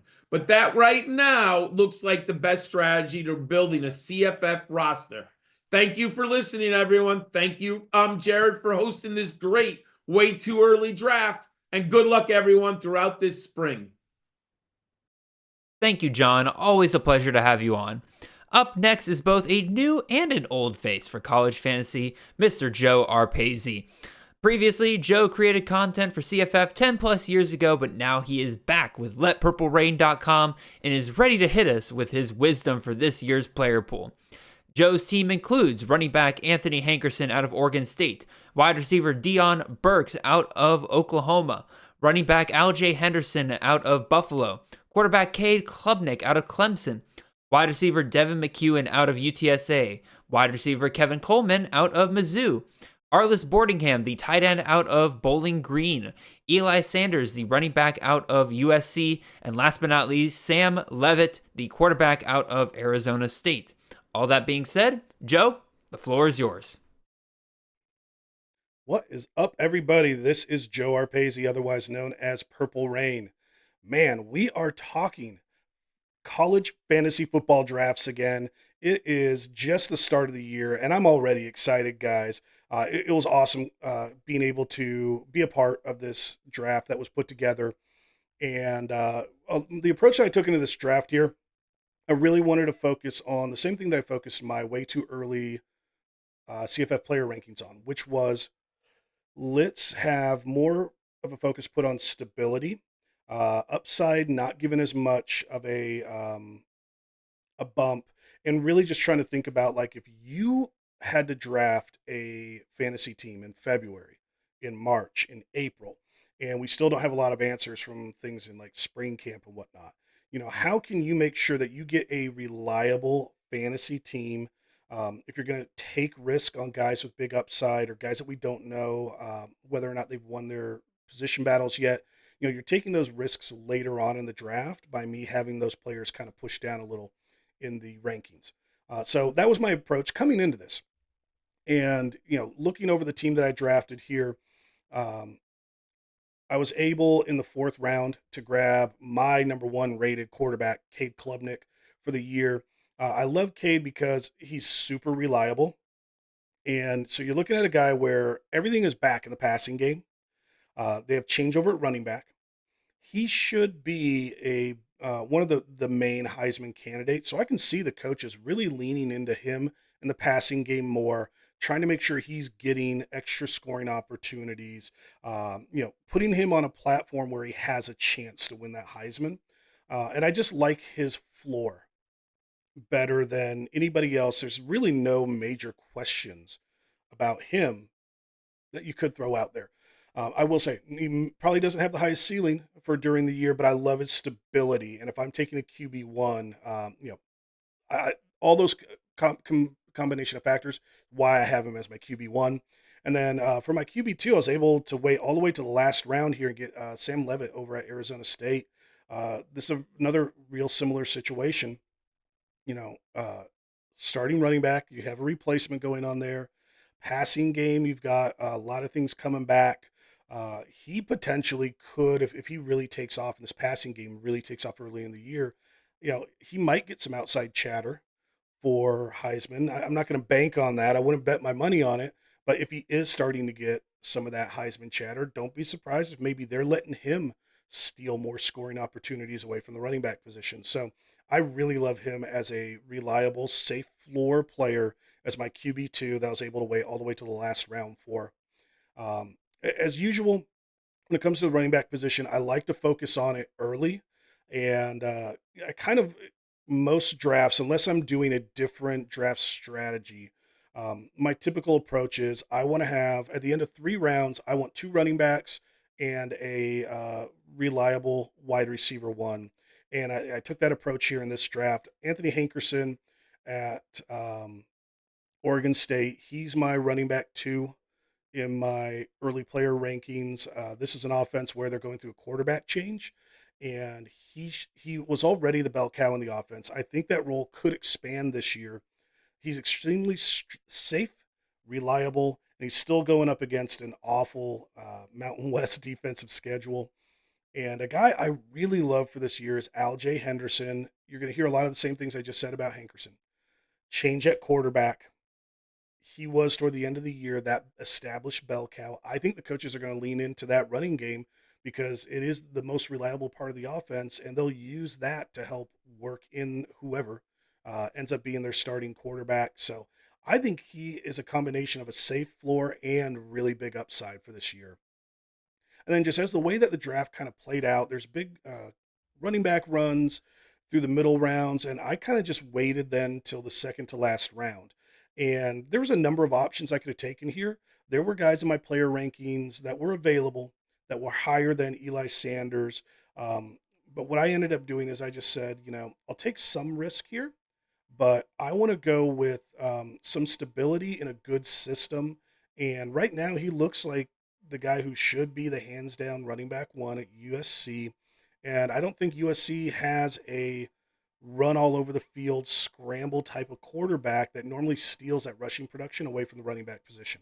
So he's a guy that I think if he proves out to be that top running back, probably a steal here in the 8th round as my flex. And then looking at wide receiver, I mentioned when I head into drafts, I want to do one top end receiver in my first 3 picks. Deion Burks, there's question marks about him and this Oklahoma offense, but the new system that's coming in, I don't see anybody else being close to him in talent level that should command that wide receiver one workload in this new offense. So this is more of I'm banking on the system and hoping Burks stays healthy.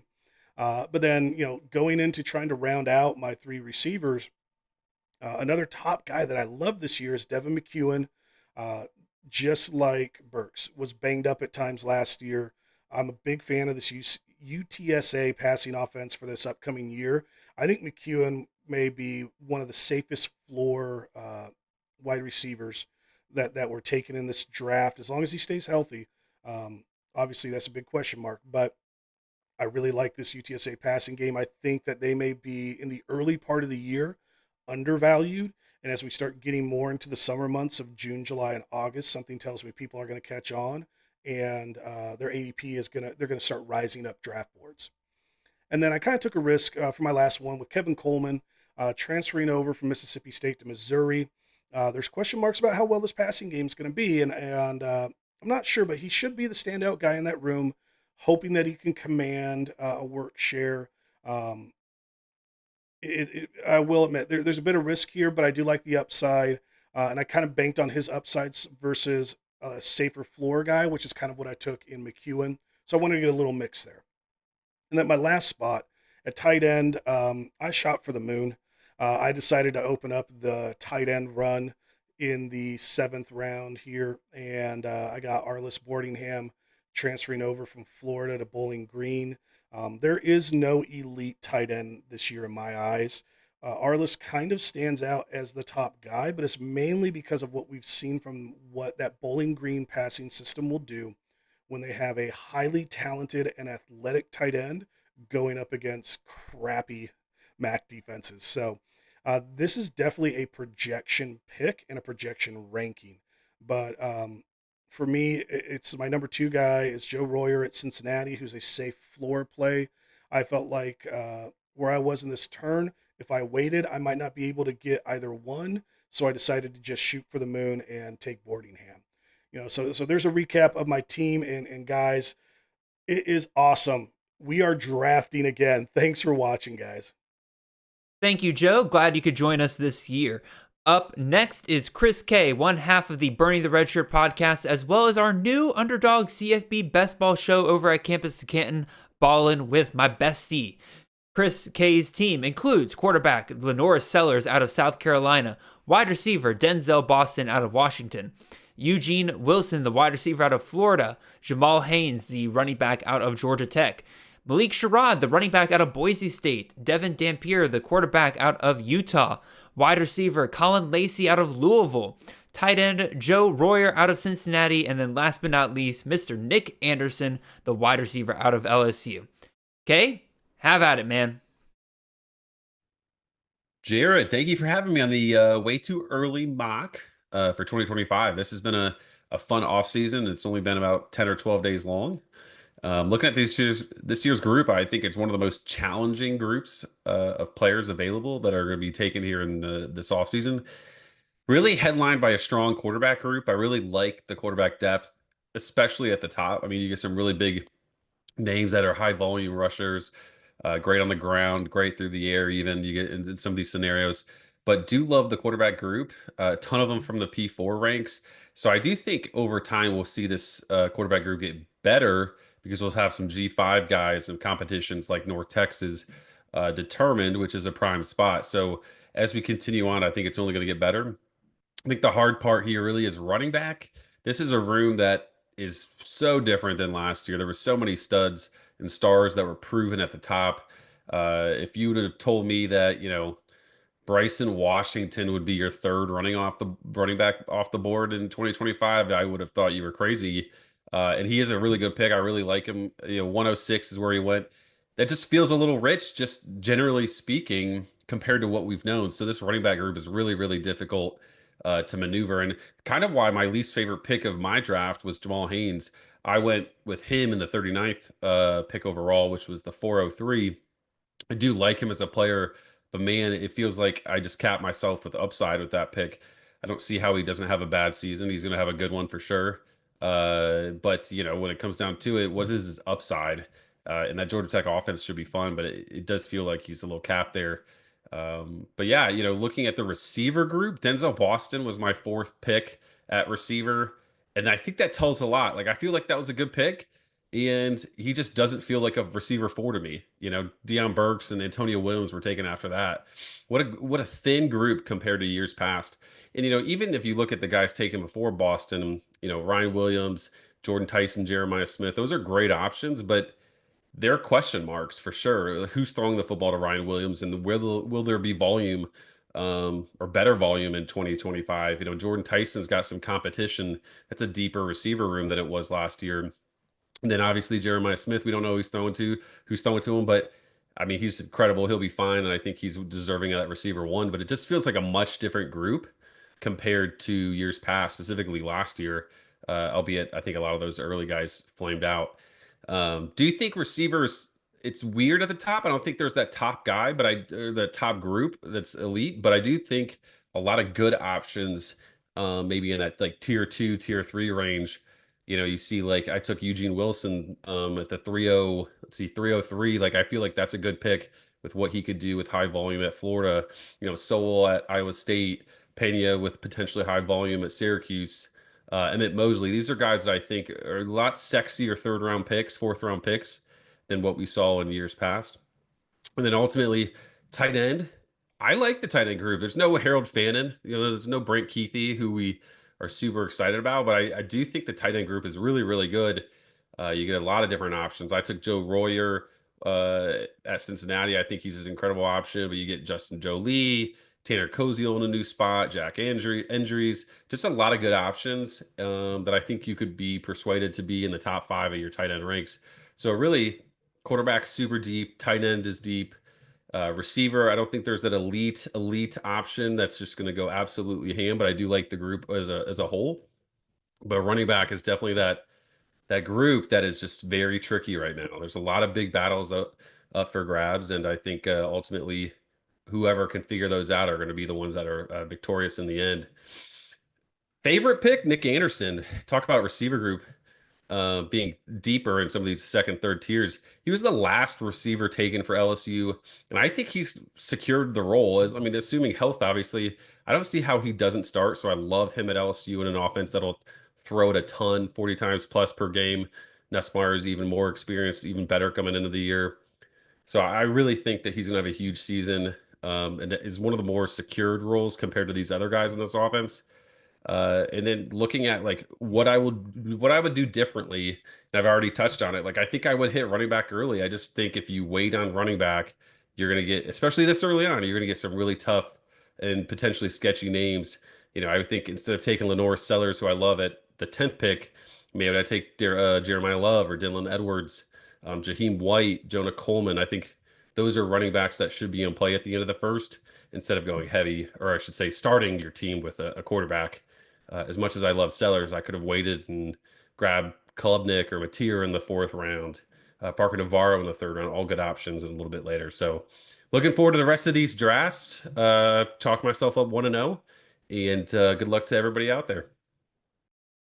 Thank you very much, Kay. Up next is NBC Sports' own Mr. Eric Froton, who works harder than anyone else in this industry at promoting the game of college fantasy.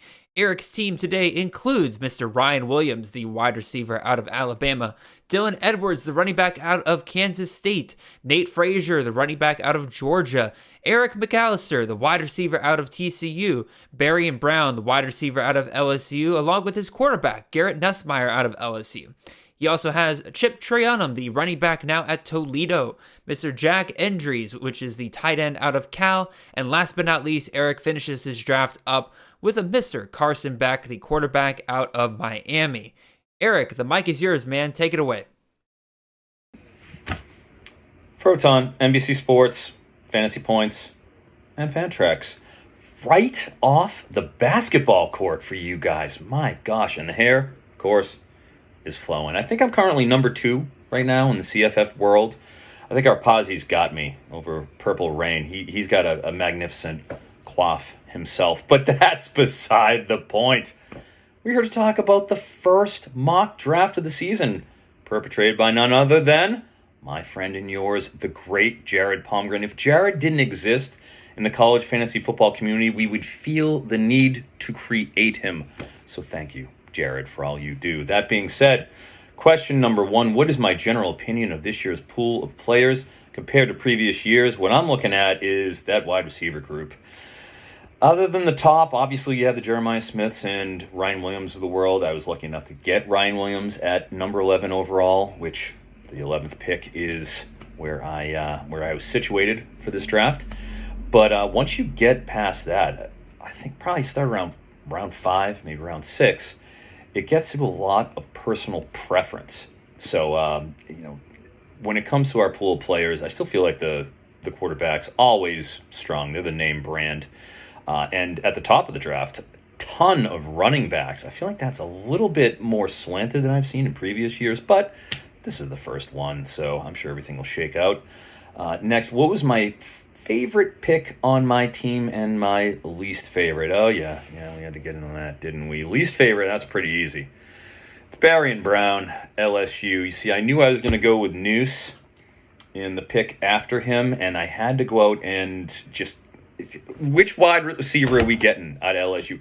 Might get 2, a la the Neighbors and Thomas. The, of course, legendary Jamar Chase and Justin Jefferson, but we don't know what's going to be. Anderson, he was very good as a slot receiver, but he's 5'8", like $160. You also have, of course, Hilton, and I believe Chris K. Let me see here. I know that he took an LSU wide receiver as well. He took Anderson. Yeah, he took Nick Anderson. So, my gosh, who knows what we're going to get out of those guys. But I wanted to pair a LSU wide receiver up with Garrett Nussmeier. And unfortunately, it was Barry and Brown. I don't know what we're getting out of those 4. But I took my shot, and I guess I'm going to have to live with it.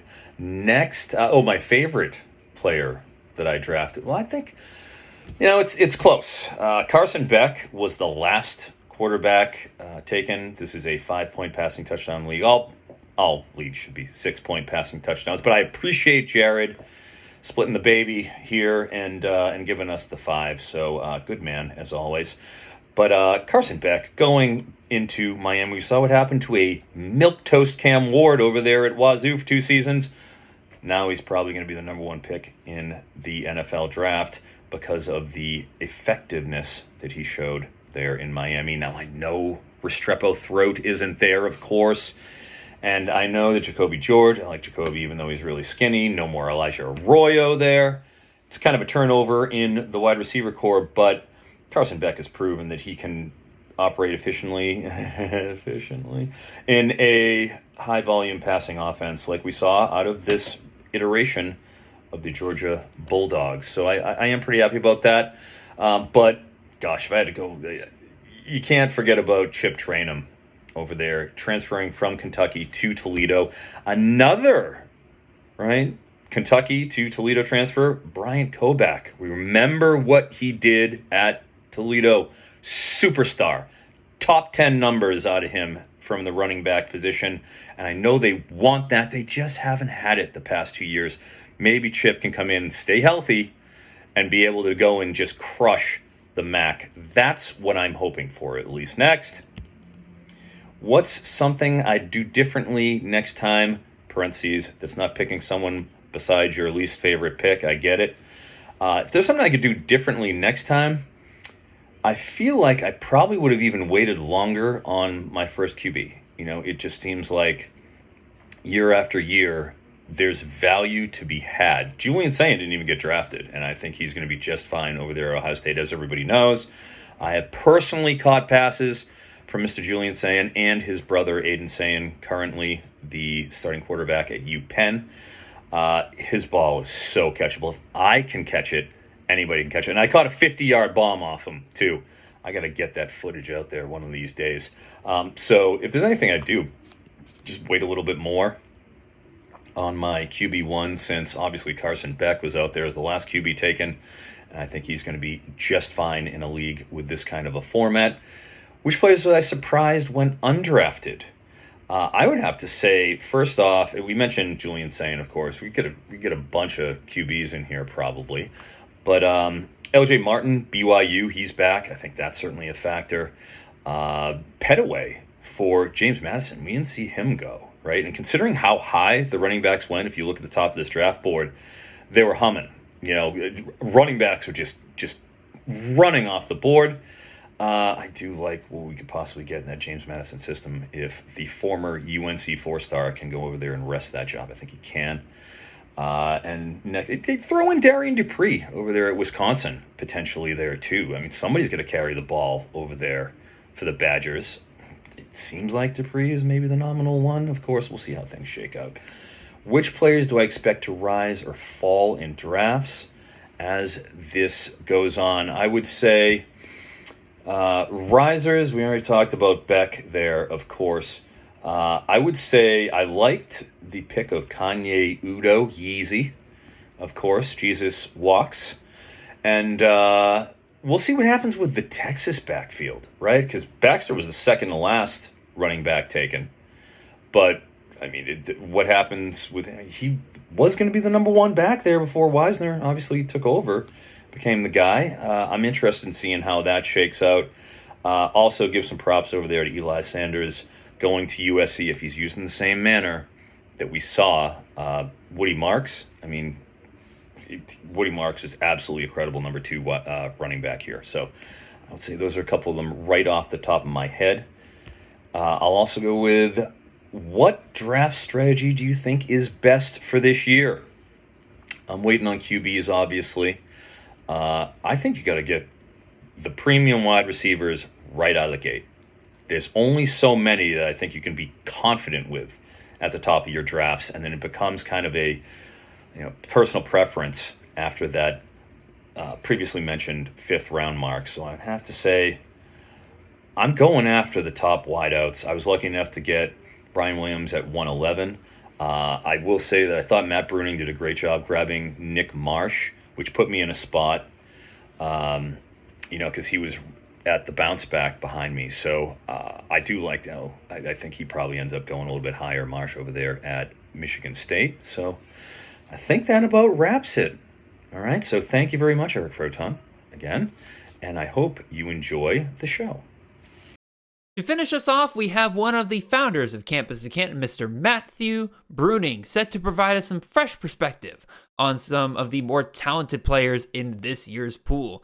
Matt's team includes Mr. Jeremiah Love, the running back out of Notre Dame, DJ Lagway, the quarterback out of Florida, James Peoples, the running back out of Ohio State, Makai Lemon, the wide receiver out of USC, Jaden Baugh, the running back out of Florida, wide receiver Nick Marsh out of Michigan State, wide receiver Traydon Rudolph, the wide receiver out of Toledo, quarterback Byron Brown, the out of South Florida, and last but not least, tight end Landon Thomas out of Florida State. So with all that being said, Matt, let's go out with a bang.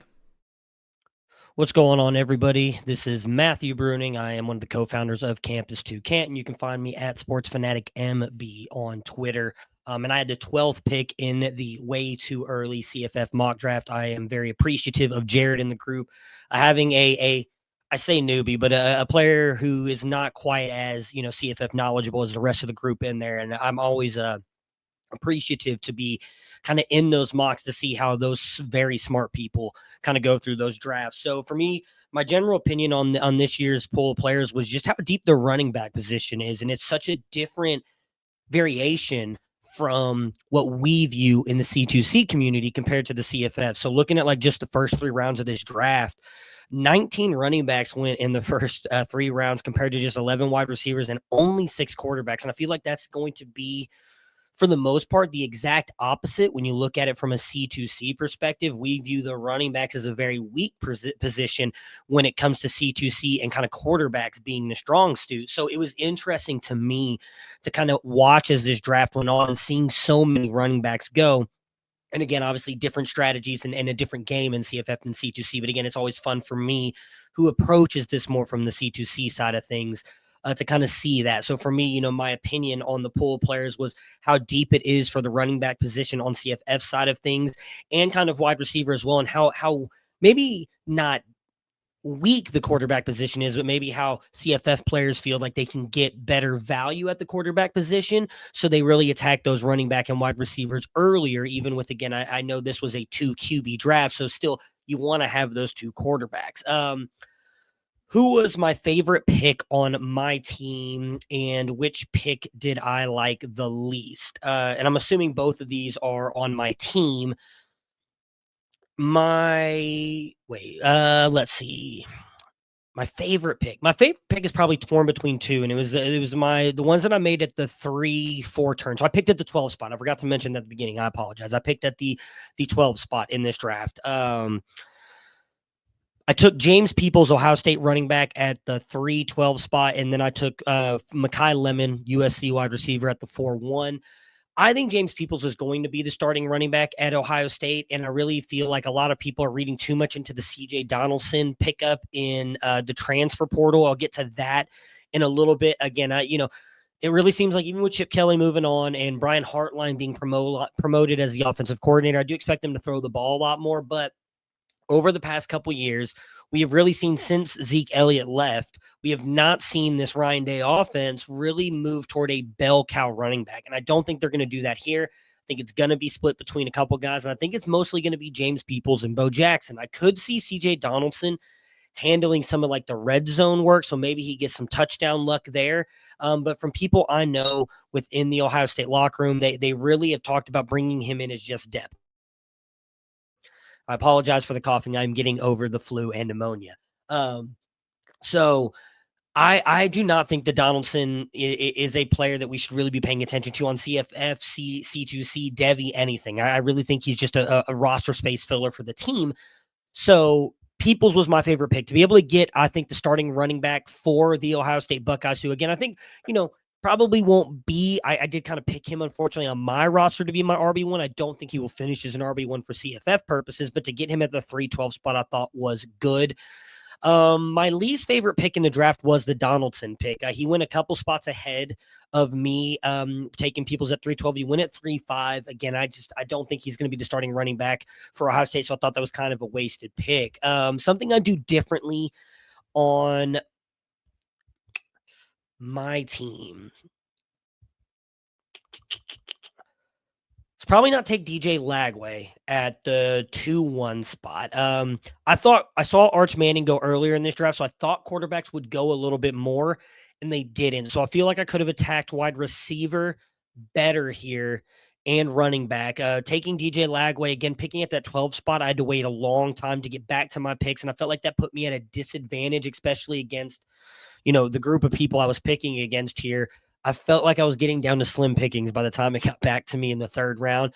So I probably could have passed on DJ Lagway and maybe taken a running back or a wide receiver to kind of bolster my lineup there. So it's probably my worst pick. I'd probably argue many people will say it's probably one of the picks I should not have made, or maybe one of the worst picks of the draft, and taking DJ Lagway there. And I could agree with that. I think that was probably a bad pick there. And it was probably, the pick I should not have taken. So again, my favorite pick of my draft was James Peoples at 3-12, and my least favorite pick, DJ Lagway. Again, I want to say thank you so much to Jared for allowing me to be a part of this, and I hope you guys enjoyed watching this video. Again, I'm Matt Bruening with Campus 2 Canton.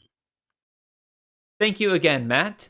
Well, That's our special, everyone. Once again, I really want to thank each and every one of the CFF experts who not only participated in this mock, but also took the time to bring their analysis to this special in order to provide the best experience for our viewers. The Twitter handles of each member for this draft will be found below in the description, so please go and follow each and every one of them if you do not do so already. Finally, I want to thank each and every one of our listeners that have watched to this point. You guys are the reason why we keep doing stuff like this, and the growth you guys have helped us create is the reason why we will continue to be able to do this far into the future. For now, that wraps up this specials for the experts, for myself, for everyone. I hope you guys have a wonderful and blessed day, and I'll see you guys next time on Chasing the Natty.